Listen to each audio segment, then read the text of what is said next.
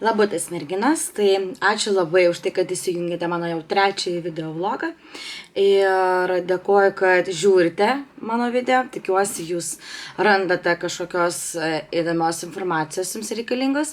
Na, o šiandieną pasidalinsiu su jumis savo šventės vieta ir dekoru. Tai mano šventės vieta iš tikrųjų buvo tikrai labai įspūdingas dvaras, Klaipėdos rajone, Gribžinių kaime, Kvietiniai, Kretingos plentas 36, jeigu neklystu. Ir tikrai didelis, gražus, erdvi salė. Jeigu palei juos, kaip jie patys sako, tai tenai telpa apie 100 žmonių į tą salę švęsti ir gali netgi suguldyti iki 80 žmonių miegoti. Tenais pas juos yra 2 kambariai tokie kaip vipiniai, jaunajai ir jaunikiui. Pavyzdžiui, jeigu nori miegoti atskirai naktį prieš ar dar kažką, ar ne, tai viena naktis miegojimai yra 30 eurų. Tai aš, pavyzdžiui, miegojau išvakarėse pasilikau, tai man ta naktinė kainavo 30 eurų ir paskui jau buvo šventė kitą dieną. Tai va, tai yra tokie 2 kambariai po 2, o toliau visi kiti yra kambariai tokie, kur, pavyzdžiui, lovos yra po 2 dvigulės, po 3 dvigulės, būna su pereinamais kambariais, kur, pavyzdžiui, 4-viečiai kambariai, 6-viečiai kambariai, tai labai gerai, jeigu yra atvykę su šeimom, pavyzdžiui, kur tenais 3 vaikai ir tėvai, ar ne, ar ten 4 asmenų šeima, ar 6 asmenų šeima, ar panašiai, ar ne. Tai labai gerai tame yra. Tai mums labai viskas tiko. Kiekvienam antram aukšte yra kiekviename kambaryje po dušą, tualetą, gražiai viskas įrengta, tvarkingai. O 3 aukšte ten yra 3 aukštų namas, tai antram aukšte tai visi yra su vonios kambariais, o 3 aukšte yra kambariai, kuriuose vonios kambariai yra atskirai, bet vos ne kiekvienam kambariui priklauso. Tai jau tik tais, kad reikėtų išeiti iš savo kambario. Ir jie truputėlį gal paprastesni negu antram aukšte, bet irgi viskas labai gražiai ir tvarkingai padaryta. Tai va, kas dar labai patiko, tai gaila nenufilmavau, tai patiko tualetai, nes tenais yra už baro, užeinant yra įėjimas į tualetus ir po dešinę pusę yra grinai vyrams įeiti į tualetus ir yra moteriams tiesiai nueiti į tualetus ir yra kiekvienų tualetų po 2. Ir atskirai kiekvieniems tenais tos kriauklės ir viską. Tai aš, pavyzdžiui, asmeniškai šventės metu buvau padėjusi mergaičių tualetuose prie veidrodžių ir krepšiuką su moteriškais dalykėliais, tokiais kaip mūsų dienom, ar ne, gal kažkam prireiks įklotų ar kažko rimčiau, ar pleistriukai, jeigu nutrintų pūslės kojytės. Taip pat buvau nupirkus tokį purškalą kojom, kadangi buvo labai karšta diena. Tai tas purškalas, jisai pasipurkšti pėdoms buvo, tam, kad sustabdytų prakaitavimą, kad netrintų kojų, kad būt kvepėtų kojos, tai pasipurkšti kojas. Tai aš nežinau, ar kažkas naudoja ar ne, aš asmeniškai naudojau, tai man padėjo šitas reikalas, nežinau, kiek ten tos padėjimas buvo, bet tiesiog man tikrai netrynė, neprakaitavo kojos, tai labai kažkaip džiaugiausi šito atveju, manau visai naudinga tokį dalyką turėti. Padėjus buvau keletą lūpdažių, jeigu kažkam reikėtų, vienu žodžiu, pasitačiapinti makiažą.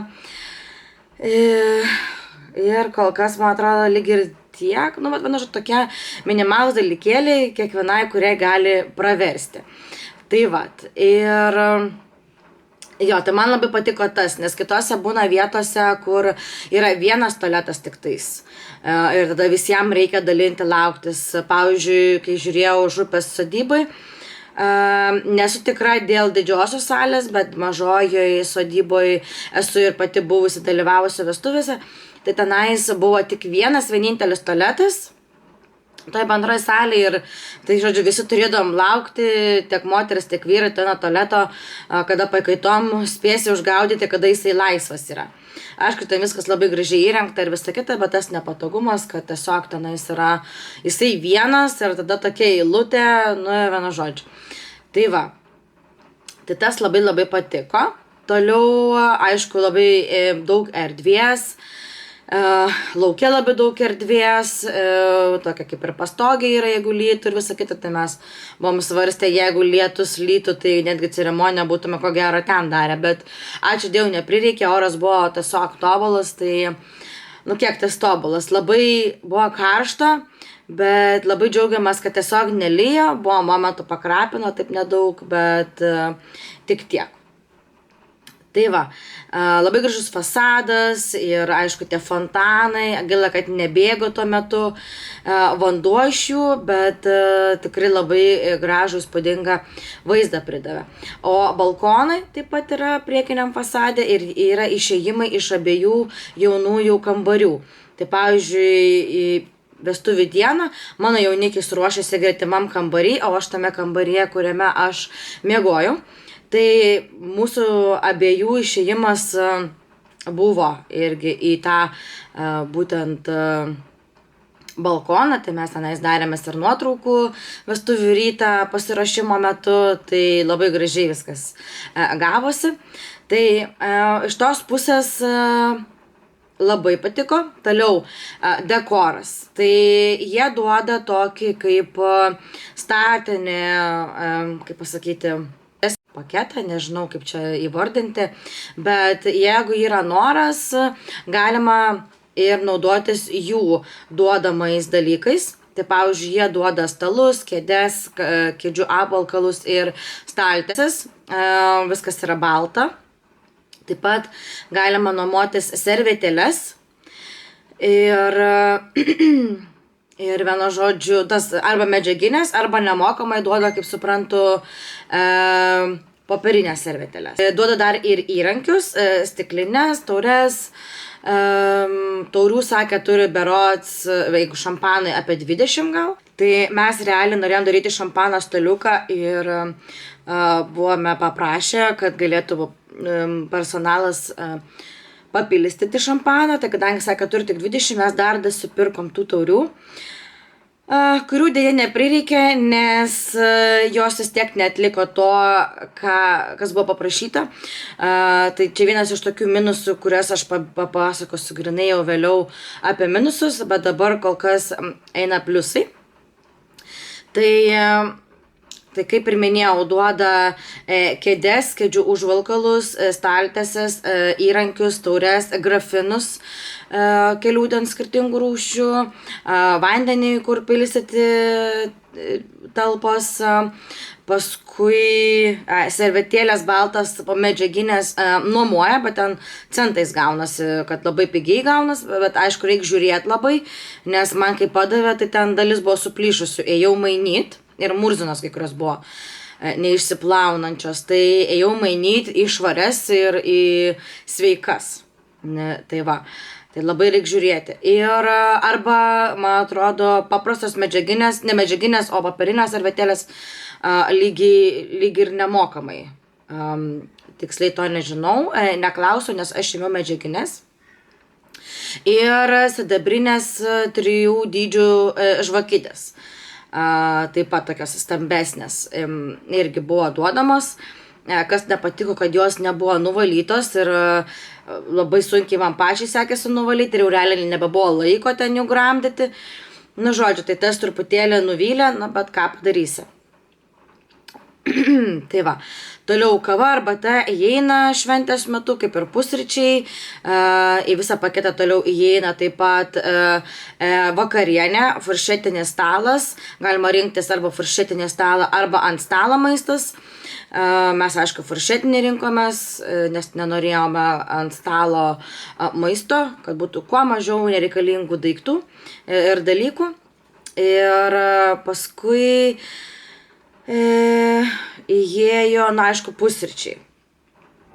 Tai va, tai toliau galėjome rinktis, jeigu norime, rekomendavo padėklus užkandžių prie baro, tai čia grautųsi grynai po ceremonijos metu, nes furšetinis stalas jau turėtų būti nuo vakarinės dalies, tai, o ne tuo metu, kada po ceremonijos jau.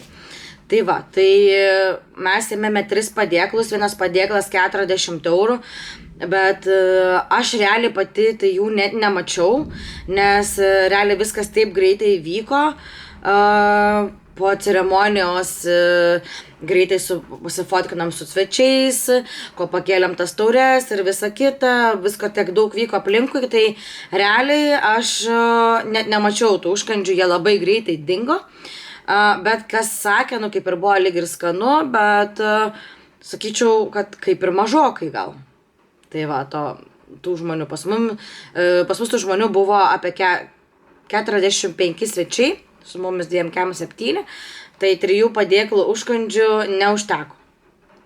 Tai va, tai nežinau, kiek mažokai, kaip už 40 eurų gal sakyčiau, nežinau, gal kažkur kitur kitą kartą sakyčiausi tos užkandžius.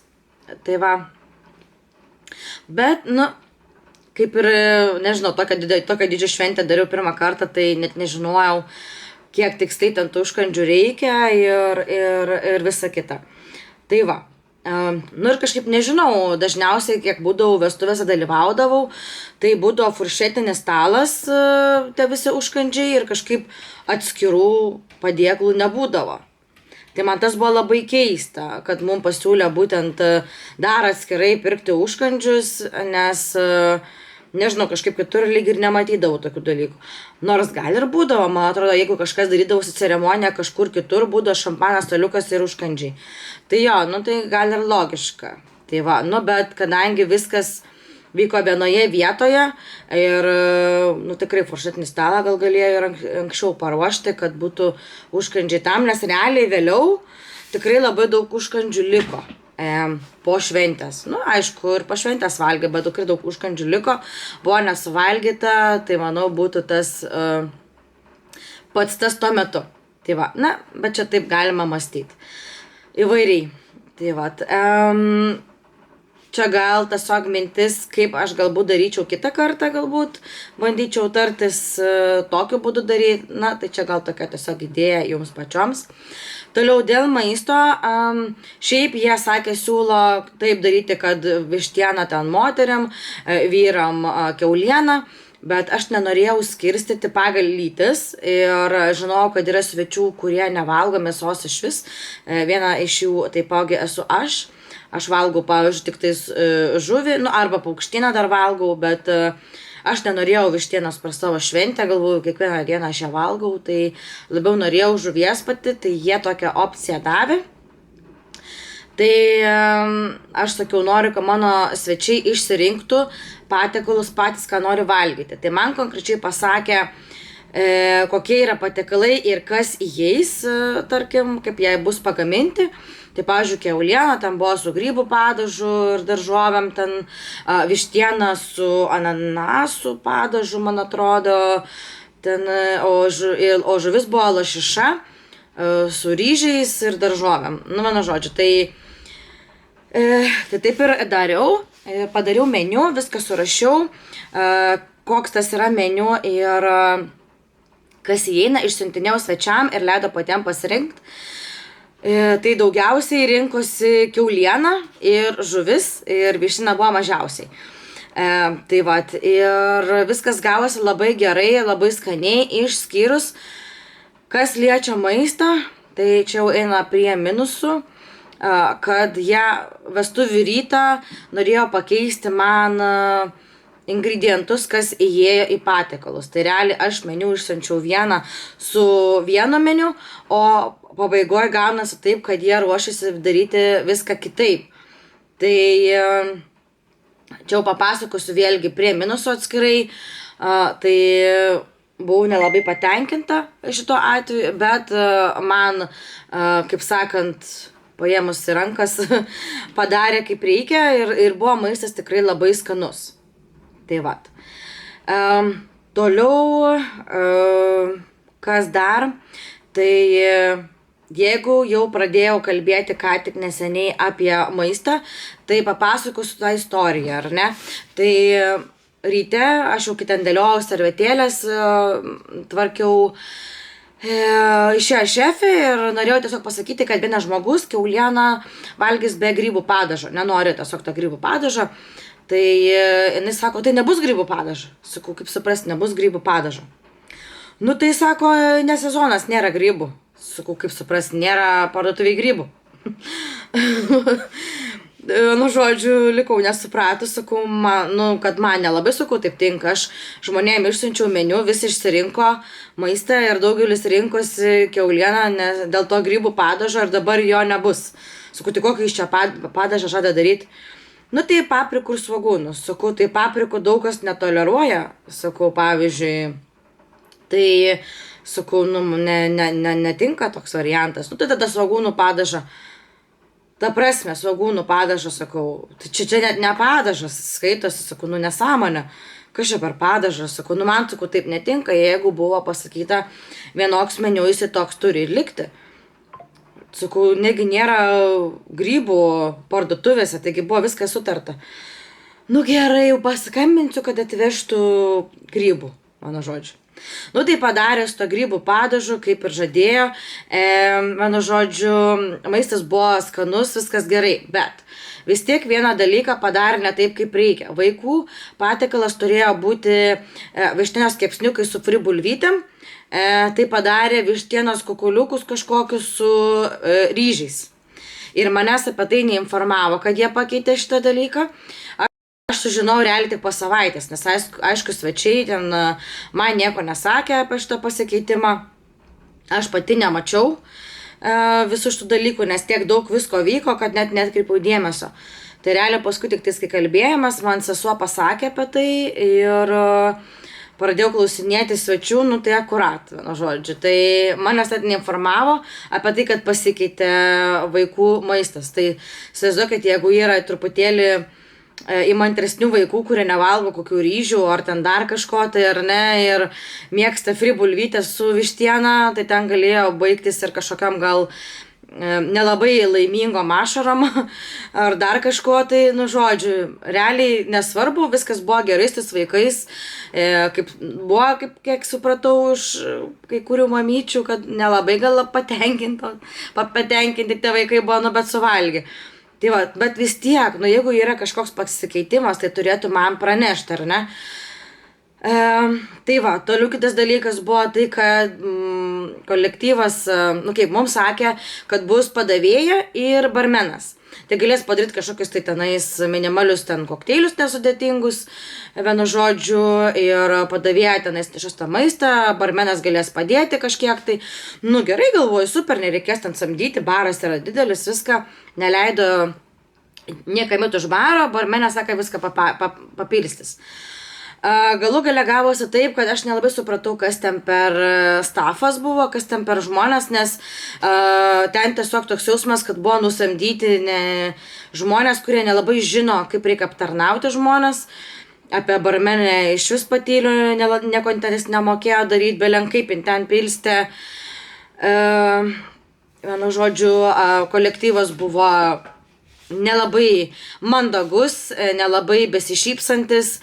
Pati ir ta savininkė ėjo nešiojo ten tą maistą, apsirengę buvo kaip, aš nežinau, murzinė, tikrai ne kaip padavėjai aptarnaujantis, pastoviai išeidavo iš virtuvės toks vyras, kuris, nu, nieko prieš neturiu ten žmonių išvaizdą ar tenais kūno sudėjimą, bet toksai jisai kaip atrodė mano svečiams ir man pačiai tai baugiai truputėlį, toks murzinas, juodai apsirengęs, apdriskęs, stambaus sudėjimo, toks gana aukštas vyras. Ir visiems sakydavo, kas čia per bočeris išėjo, nu, kaip mėsininkas. Nu, labai nejaukiai jautėsi visi, nes aišku, jis toksai atrodė labai malonus ir viską, nu, tikrai geras žmogus, nieko prieš neturiu, bet Aš nemanau, kad turėtų išeiti tiesiog iš virtuvės žmonės, šiaip suvaikščioti, tenais padėti pilstyti, kažką tai daryti, nu, arba tada normalią uniformą žmogui uždėk. Nes kiek buvau vestuvių, tai visi buvo su gražiom uniformom, ar marškinukais, kelnytėm, ar ten lemenėm ir visa kita, o čia dabar išeina kaip kažkokie mėsininkai, atrodantys žmonės ir aptarnauja prabangiai atrodančioje viloje, nu, buvo tikrai nekoks vaizdelis. Ir dar kai nesišypso ir nepatenkinti, ir čia mes prie jūsų neprilakstysim, vienu žodžiu, ir taip toliau ir panašiai. Tai va, tai toks buvo minusas. Toliau kitas dalykas buvo, kad po ceremonijos buvo prašyta, kad būtų papilstytas šampanas, toks kaip šampanas staliukas lauke, ir kad būtų svečiams, ar ne. Tai padėjo tą šampano staliuką, uždėjo, vienu žodžiu, tą staltiesę, viską susakiau, kur yra šampano taurės mano papildomos atvežtos. Ir ką jūs galvojate, ateinam po ceremonijos, jau čia galvoju, jau kviesiu visus gerti šampaną ir žiūriu ant to didelio stalo 5 taurės. O jos visos sulindusios viduje iš to baro, nu kas ten visos, ta viena ale barmenė, tas bučeris, vienu žodžiu, ir kažkas ten dar, man atrodo, virėja, žodžiu, ir stovi jos tenai. Ta prasme galvoju, kur tas šampanas? Aš taip, ir nesupratau, galvojau, čia teikit visi su šampaną gerti, apsidairau, žiūrė, ne šampano.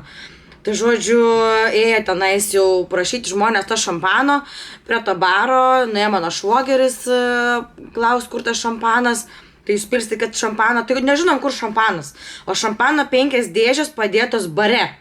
Vienu žodžiu, po barų sudėta 5 dėžės šampano, jos nemato. O viskas buvo susakyti, nu žodžiu.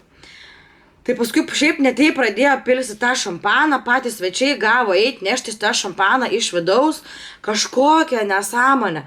Aš realiai pakraupus buvau, ta prasme, nu, jo, žiauriai buvau nepatenkinta, visiškas bardakas, galvoju, ar man dabar po ceremonijos reikia lakstyti ir reguliuoti tą šampaną, kai jiems buvo pasakyta. Aš buvau šeimininkai viską susakius, jie specialiai paprašė, kad ateitų aptarnaujantis personalas anksčiau, būtent dėl to šampano staliuko.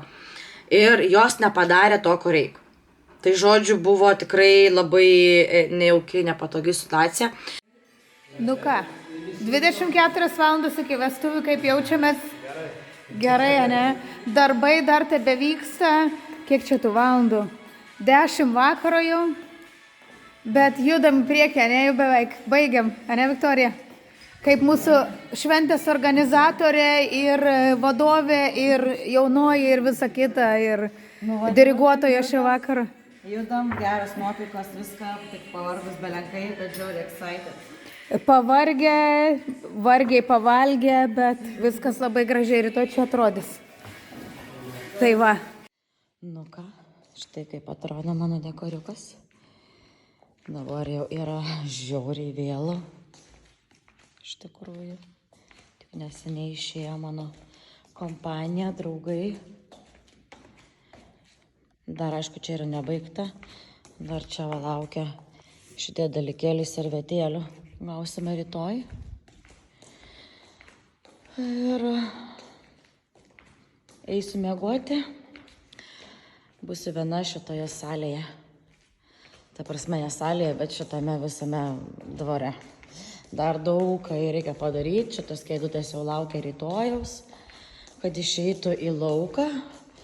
Mano desertų staliukas laukia desertų rytojaus. Nu, kol kas taip paprastai viskas labai. Na, žodžiu, bardakėlis.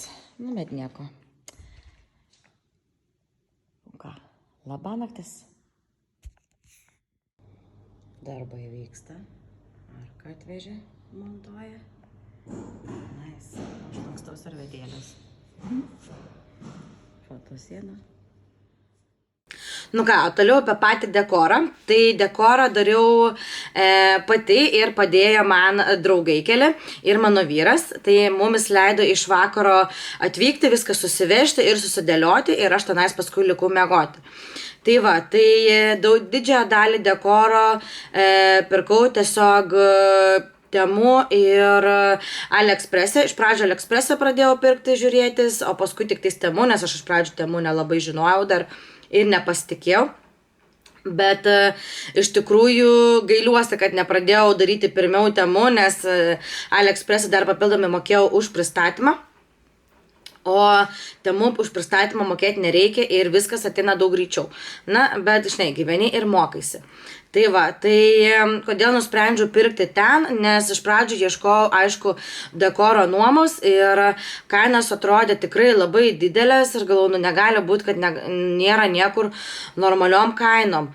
Ir tiesiog žvakidės pačios didelės labai tikrai kainos, ten kilimai, gailių kompozicijos, ten visokios ten servetėlės ir taip toliau ir panašiai. Na, žodžiu, viskas tikrai labai yra išpūstom kainom mano akim, nes, aš pavyzdžiui, sakau tikrai, kai pradėjau ieškoti iš pradžių Google'ai dekoracijų pirkimo, tai man pradėjo mesti būtent AliExpress'ą, Temu ir visa kita. Tai aš pasižiūrėjau įdomumo dėliai per tą AliExpress'ą pradėjau žiūrėtis, ką tenais meta ir pamačiau, kad realiai, kiek aš jau peržiūrėjau dekoro nuomos punktų Lietuvoj, tai ta prasme visiškai identiškos kompozicijos ir ar panašios. Ir ten visokie gėlių, ten testovai, žvakidės ir taip toliau panašiai kainuoja lygiai tą patį arba netgi daugiau kainuoja nuoma negu pirkti tenais. Tai ta prasme irgi hebrytė susipirko viską Alikė, susisiuntė ir visiems nuomoja tom pačiom kainom ir kokį jie navarą pasidaro. Aš suprantu, kad visiems reikia gyventi ir dirbti ir visa kita, bet aš nežinau kažkaip, man tai atrodo truputėlį nesąžininga, kai kitų sąskaitą va taip gyveni, padaryk tu normaliom kainom tą nuomą, vis tiek biškai pigiau negu kad tu pirkai. Nes tu vis tiek taigi pernuomoji tą patį per tą patį. Tai visi kažkaip, nežinau, man tai pavyzdžiui buvo kažkaip labai įtartas toks dalykas ir aš tiesiog supratau, kad man pirktis visas dekoracijas atsieis pigiau negu nuomotis, o dekoruoti norėjau pati. Aišku, dekoratorės ten siūlė savo paslaugas, aš iš karto atsisakydavau, nes aš norėjau pati dekoruoti, kadangi aš esu tokia truputėlį kontrolės maniakė, ar kaip čia išsiversti, gal nėra taip žiauriai, bet, ta prasme, aš viską noriu, kad būtų taip, kaip aš noriu. Aš pati turiu savo viziją, savo idėją ir žinau, kaip turi atrodyti mano ta vestuvių visas tas, ta visuma, tas dekoras ir tikrai žinau, kad galiu tai pasidaryti pati. Ir norėjau patausuoti tiek savo, tiek tas dekoratorės nervus, nes tikrai būčiau ėjus iš paskos ir žiūrėjus, ar pakankamai padaryti gerai, kaip aš noriu. Tai žinai, geriau tada tiesiog pataupyti abiejų nervus ir man to streso tikrai nereikia, kad vestuvių dieną ateinu ir žiūriu, kad, blemba, ne taip norėjau, ar ne? Tai va. Dėl to viską dariau pati. Ir kai kurias dekoracijas pati dariau. Pavyzdžiui, kaip vardų korteles užsakinėjau, tiesiog išpjaustytas AliExpress'e, tik tais pati jau jas apdekoravau. Informaciją, kur sėdi svečiai ir kur miega, irgi pati dariau. Nenorėjau tų didelių stendų su tais visais vardais, sąrašais. Norėjau padaryti kitaip, originaliau, todėl padariau taip, kad nuomavausi arką, nuomavausi fotosenelę, nuomavausi fotoaparatą momentinį ir tokius smeigtukus prie arkos, vienu žodžiu, ten palei kilimą. Tai ant tos fotosienos norėjau tiesiog padaryti tokius kaip mini laiškelius kiekvieniem svečiam, kur viduj buvo padekoruotas kortelis, kiekvienam asmeniškai, kad sveiki atvykę į mūsų vestuves ir jūsų sėdėjimo vieta yra ten ir jūsų kambarys yra ten ir ten. Tai va. Ir man kažkaip toksai atrodė toks labai personal touch. kad kiekvienam asmeniškai toks labai, nežinau, asmeninis toks prisilietimas ir toks kaip žaismingas labai toksai, kur ateini ir susirandi savo vardus, pasiemi tą laiškelį ir nežinau, kas norėjo pasiliko atminčiai, kas norėjo išmetė ar dar kažką, nežinau. Tai va, viską pridėsiu parodyti, kaip atrodo. Tai kažkaip buvo toks kitoks variantas. Tai va. Paskui padariau gėrimų meniu, kokius gėrimus gali užsisakyti, kad visi žinotų ir nebūtų bardako. Tai ir padariau tokį kaip kokteilių sąrašą, kad meniu padėti bare ir aišku. Kaip taisyklė, aš jį pamiršau padėti bare, tai dėl to vargšė ten žabaliojo ir nemokėjo, ką nežinojo daryti. Bet ten jie buvo antiek lengvi, kad tikrai, nėra ką ten nemokėti, ar ne? Tai va, tai vienintelis, kas buvo sunkiau, tai Aperol Spritzas, bet ir tai ten buvo svečiukas pasakė, kaip ten daryti ir padarė. Tai va. O toliau, tai va, parodysiu, tokį meniu padariau, kadangi pas mane vyravo baltas sidabrinė temos. Tai vat, padariau tokį meniu ir čia viskas buvo surašyta, kokius kokteilius galima rinktis, kokie stiprieji gėrimai yra, koks alus, vynas, gaivieji gėrimai.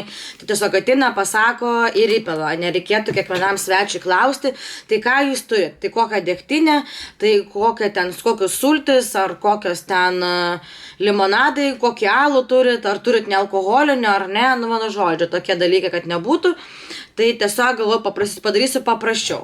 Tada kitas dalykas, padariau tokį. Tai žodžiu, padėjau ten, kur palinkėjimo knyga, momentinės fotoaparatas ir mano knygutė ir mūsų dėžutė. Tai va, tokį padariau, kad nusifotografuok ir palinkėk ir įklijuoti į palinkėjimo knygą. Ir tada kitas dalykas, tai va čia yra toks barkodas, labai faną dalyką radau, yra toksai websaitas. Įdėsiu linką ir tenais gali, kiekvienas svečiai nusifotografavę šitą barkodą, ta prasme, įėję į linką per tą barkodą, tenais yra nuoroda, kur svečiai gali sudėti visas vestuvių metu darytas nuotraukas, video ir visa kita.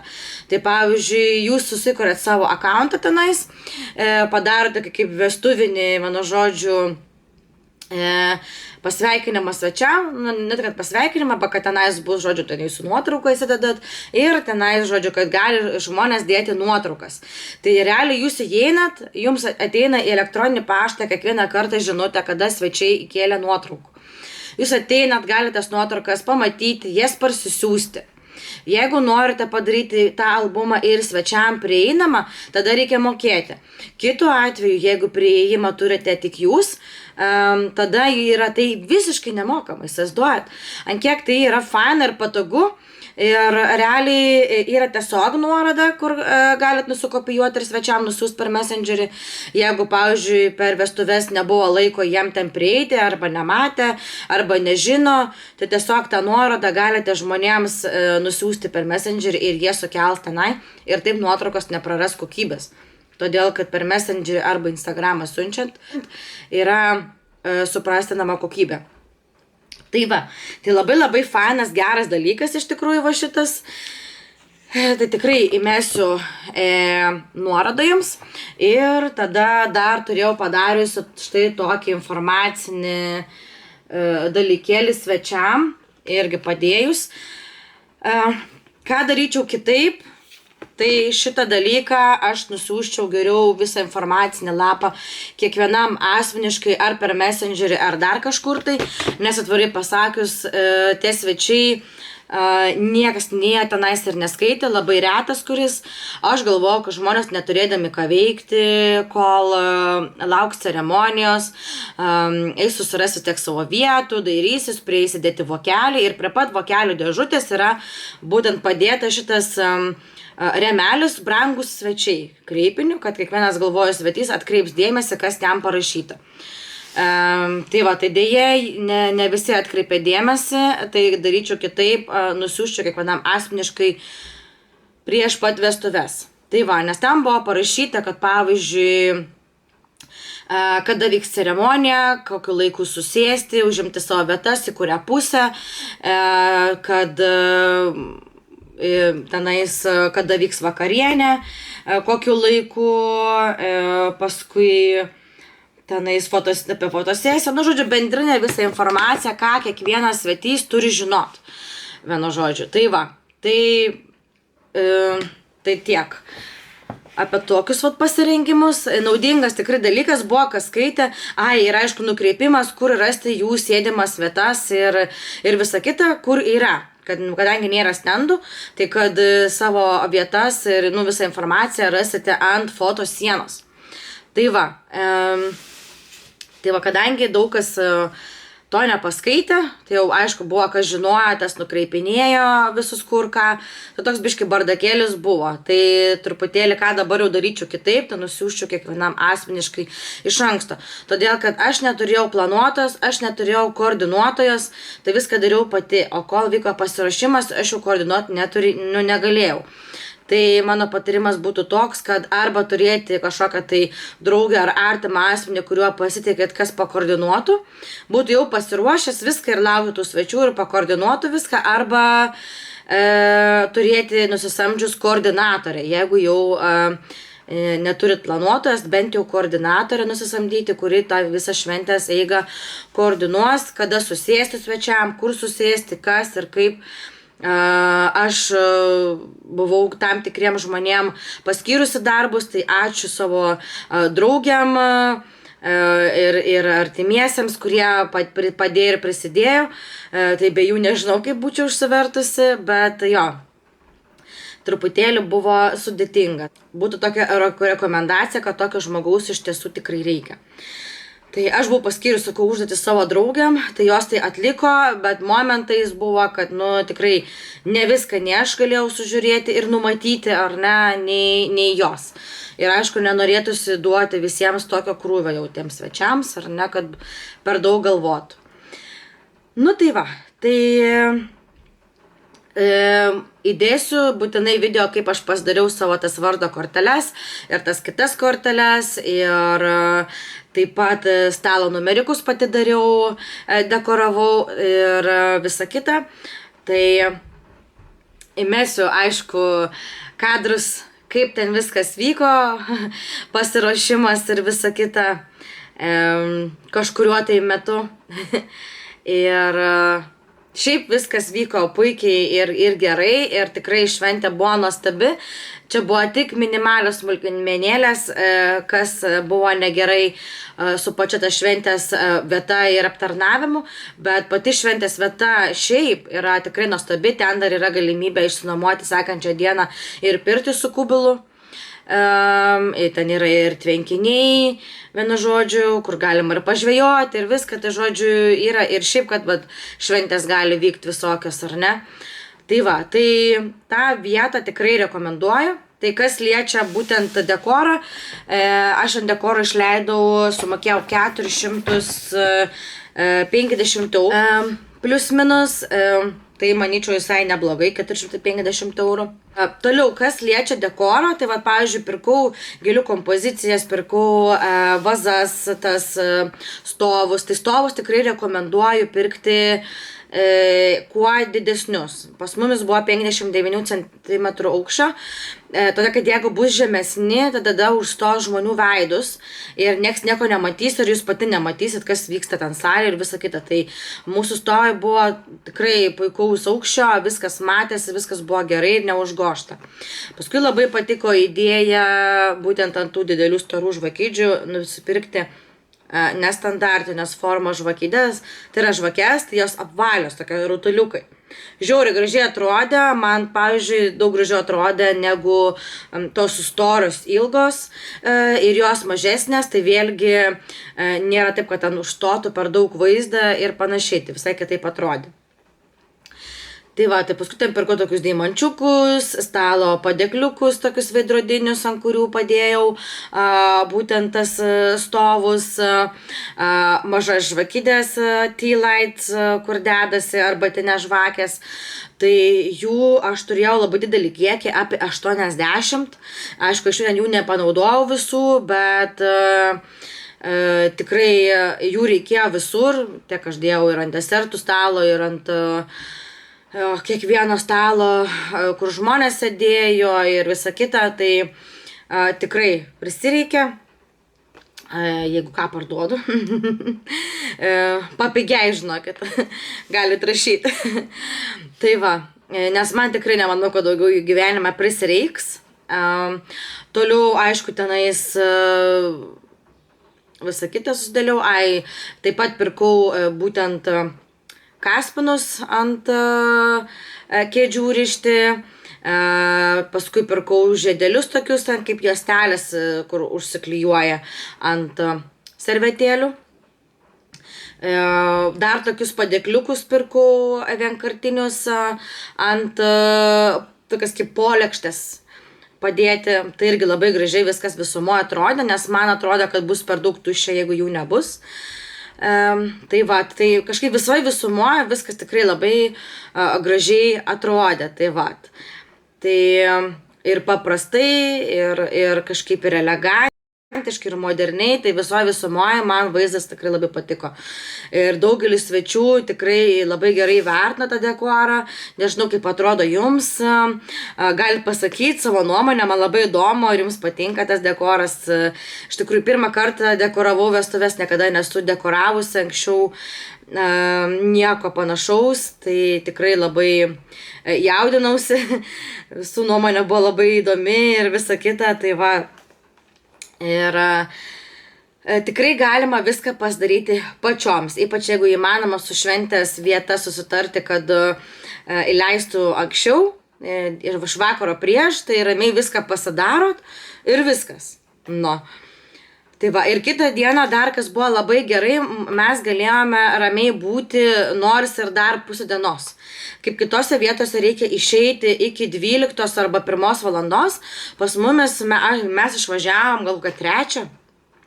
Galėjom dar nors ir iki 5 būt. Ta prasme, visiškai jokios skubos nebuvo, viską ramiai dar pasėdėjom iš ryto, pasivalgėm, išsimiegojom visi.